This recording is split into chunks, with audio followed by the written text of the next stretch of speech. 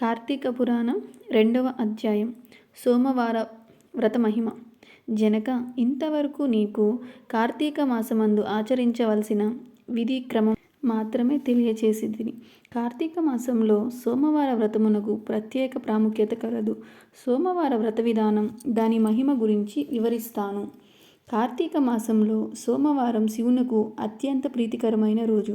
ఆ రోజున స్త్రీ కానీ పురుషుడు కానీ ఏ జాతి వారైనా కానీ రోజంతా ఉపవాసముండి నదీ స్నానం చేసి తమ శక్తి కొలది దాన ధర్మాలు చేసి నిష్ఠతో శివదేవునకు బిల్వపత్రాలతో అభిషేకం చేసి సాయంత్రం నక్షత్ర దర్శనం చేసిన తరువాత భుజించవలను.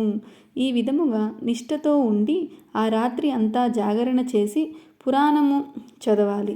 తెల్లవారిన తరువాత నదికి వెళ్ళి స్నానమాచరించి తిలాదానం చేసి తమ శక్తి కొలది పేదలకు అన్నదానం చేయవాలి.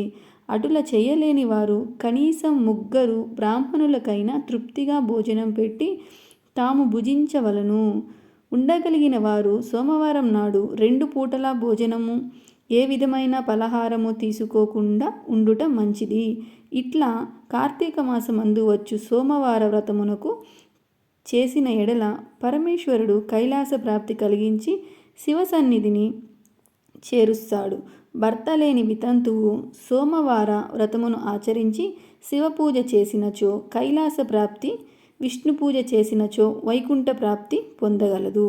దీనికి ఉదాహరణగా ఒక ఇతిహాసం కలదు. దానిని నీకు తెలియచేస్తాను, శ్రద్ధగా వినుము. కార్తీక సోమవార ఫలముచే కుక్క కైలాసముకు వెళ్ళుట. పూర్వకాలమున కాశ్మీర దేశములో ఒక బ్రాహ్మణుడు కలడు. అతడు పురోహితుడు వృత్తిని చేపట్టి తన కుటుంబమును పోషించుకుంటూ ఉండెను. అతనికి చాలా దినాలకు ఒక కుమార్తె కలిగెను. ఆమె పేరు స్వతంత్ర్య నిష్ఠూరి. తండ్రి ఆమెను సౌరాష్ట్ర దేశీయుడగు మిత్రశర్మను సద్బ్రాహ్మణకు ఇచ్చి పెళ్లి చేసెను. ఆ బ్రాహ్మణ యువకుడు 4 వేదములు శాస్త్రాలు అభ్యసించిన వాడై సదాచార సంపన్న పరాయణుడై ఉండెను. అతడు భూతదయ కలిగినవాడు, నిత్య సత్యవాది, నిరంతరం భగవన్నామ స్మరణ చేయుచు అగుటచే లోకులెల్లరూ అతనిని ఆ పరబ్రహ్మ అని కూడా చెప్పుకొనుచుండేవారు.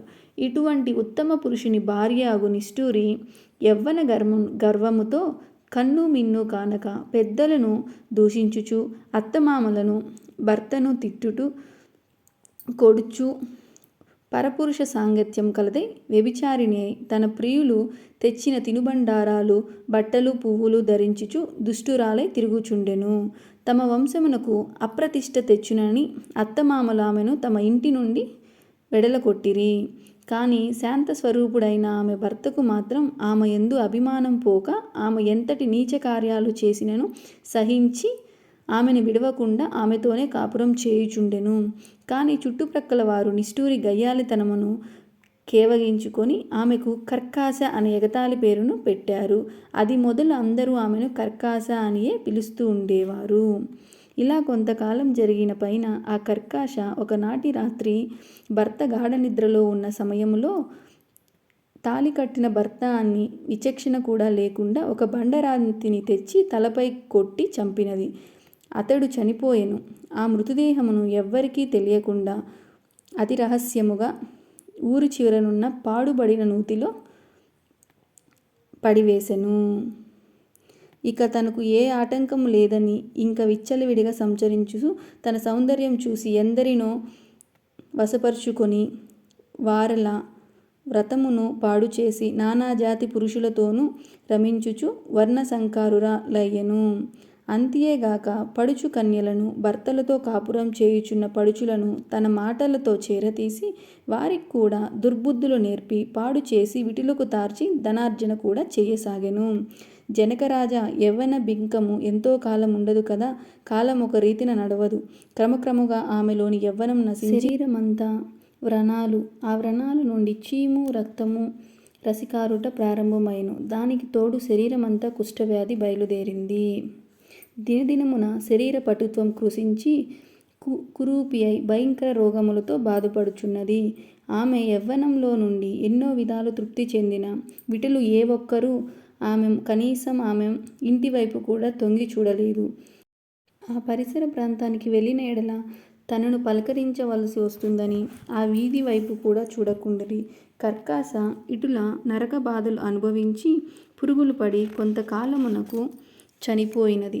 బ్రతికి ఉన్నాళ్ళు ఒక్కనాడైనా పురాణ శ్రవణమైన చేయని పాపిష్ఠురాలు కదా. చనిపోయిన వెంటనే భయంకరులైన యమభటులు ఆమెను తీసుకొని పోయి యముని సన్నిధిలో ఉంచారు. యమధర్మరాజు చిత్రగుప్తుల వారిచే ఆమె పాపపుణ్యాలు జాబితాను చూసి, భటుల్లారా, ఈమెని పాపచరిత అంతింత కాదు. వెంటనే ఈమెను తీసుకువెళ్ళి ఎర్రగా కాల్చిన ఇనుప స్తంభమునకు కట్టివేసిరి.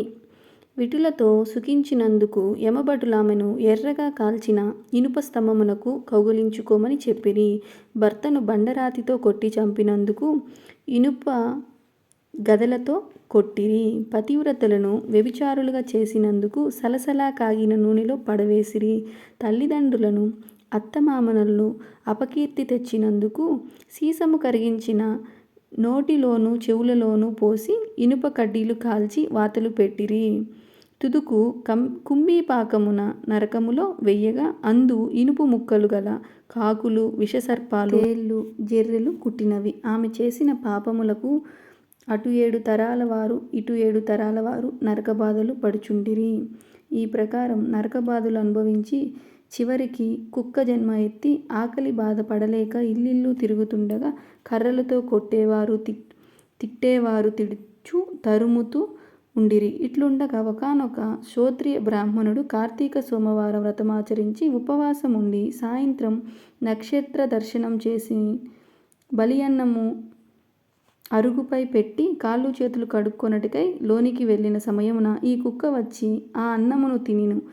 వ్రతనిష్ట గరిష్ఠుడైన ఆ విప్రుని పూజా విధానము జరిపించిన బలి అన్న మగుట చేతను ఆ రోజు కార్తీక మాస సోమవారం అవుట వలన, కుక్క ఆ రోజంతా ఉపవాసము ఉండుట వలన, శివపూజ పవిత్ర స్థానమైన ఆ ఇంట దొరికిన ప్రసాదం తినుట వలన ఆ కుక్కకు జన్మాంతరజ్ఞ ఉద్భవించెను. వెంటనే ఆ శునకము, విప్రకులోత్తమ, నన్ను కాపాడుము అని మొరపెట్టుకొనును. బయటకు వచ్చి చూడగా కుక్క తప్ప అక్కడెవ్వరూ లేరు.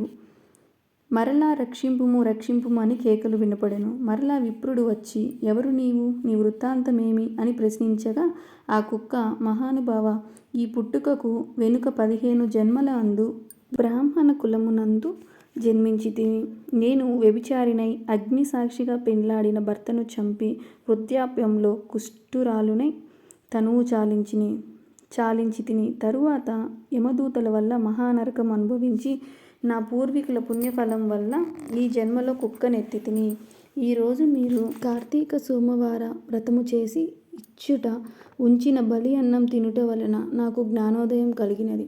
కావున ఓ విప్రోత్తమ, నాకు పరోపకారంగా మీరు చేసిన కార్తీక సోమవార వ్రతఫలం ఒకటి ఇచ్చి నాకు మోక్షము కలిగించమని ప్రార్థించును అని వేడుకొనగా, కార్తీక సోమవార వ్రతములో చాలా మహాత్మ్యమున్నదని గ్రహించి ఆ బ్రాహ్మణుడు ఒక సోమవారం ఫలమును ఆమెకు దారబోయగా వెంటనే ఒక పుష్పక విమానం అక్కడకు వచ్చి అందరూ చూస్తుండగానే ఆ విమానం ఎక్కి శివ సాన్నిధ్యమునకు వెళ్ళెను.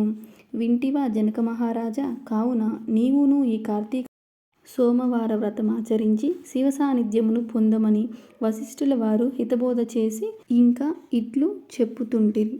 ఇట్లు స్కంద పురాణాంతర్గత వశిష్ఠ ప్రోక్త కార్తీక మహత్యమందలి 2వ అధ్యాయము 2వ రోజు పారాయణం సమాప్తం. శ్రీ విష్ణు రూపాయ నమః శివాయ.